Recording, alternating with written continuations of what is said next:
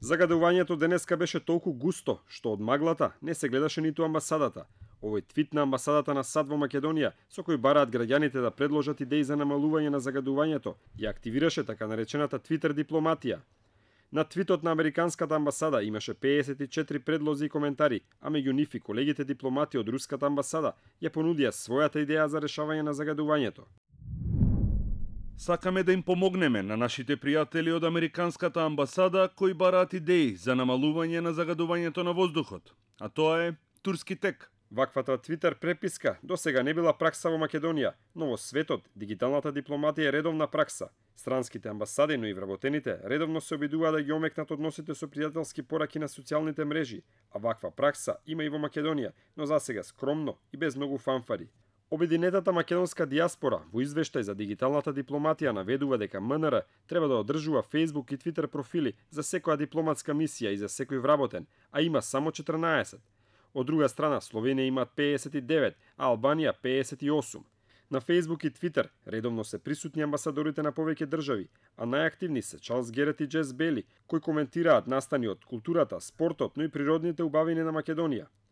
Од податоците на МНР може да се заклучи дека бројноста на дипломатските мисии не секогаш значи поголема активност на истите, без разлика дали станува збор за директна комуникација или пак за комуникација преку социјалните мрежи.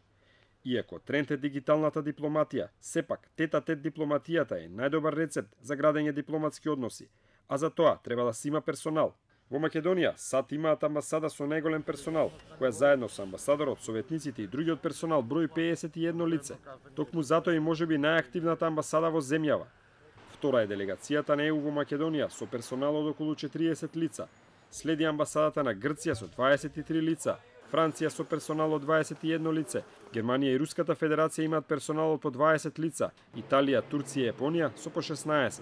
Велика Британија, која е многу активна во земјава, има само 7 лица наведени на веб страницата на МНР. Од регионот, освен Грција, втора по големина на дипломатската мисија е Бугарија, која има персонал од 15 лица. Само за споредба, Македонија во САД има амбасадор, тројца конзули и 8 почесни конзули. Во останатите земји, персоналот може да се изброи на прсти, најчесто е составен од 1 до 3 лица, а на многу места недостасуваат и амбасадори. Во такви услови не само што не може да се врши директна дипломатија, туку изостанува и дипломатијата преку социјалните медиуми.